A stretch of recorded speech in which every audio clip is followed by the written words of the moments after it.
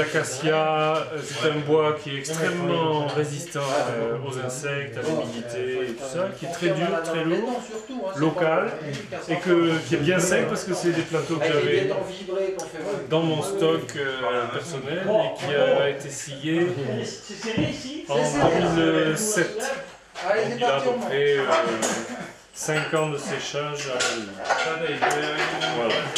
On va raboter et ben, ça va servir pour la dérive, pour faire la lame de la dérive, c'est-à-dire on va faire une dérive comme un contreplaqué qui sera constitué de plusieurs plis de bois collés les uns sur les autres. Et le pli central sera plus épais que les autres. Ces plateaux-là vont servir pour faire le pli central, qu'on appelle lame. Et une fois qu'on aura tout mis ensemble, tout bien raboté, tout collé, cette âme, donc on collera dessus les plis complémentaires. Il y aura 4 plis de plus qui seront dans des épaisseurs beaucoup plus faibles.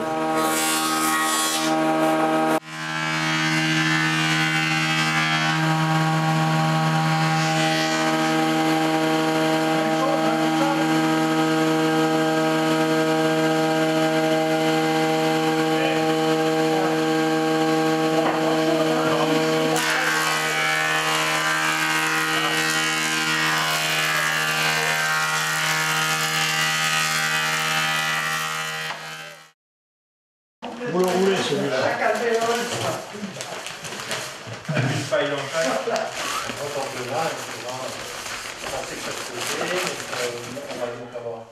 Il est fait de 1910 ici. Et les premières lattes, jusqu'à environ 350, il faut qu'elles aient cette longueur-là. Hein? Quelle largeur elles font les 22, 220. Voilà, 220. Mais il y en a qui font 25. Non, mais c'est parfait, 220, ça fait 440 pour 350. Ça veut dire que la deuxième, les deux premières vont couvrir à peu près ça. Hein? Ensuite, elles vont mesurer seulement ça, c'est-à-dire 2435. Ah oui. Hein? La cote maximum, c'est 2435. On va en tirer une ou deux. Et puis après, il faudra faire la zirconicité. Le biais, il est quand même très faible. Il est pas très important. Je suppose qu'il vaudra mieux le répartir sur 2 pièces que sur une seule. Ah oui. Non? À voir ça, à voir.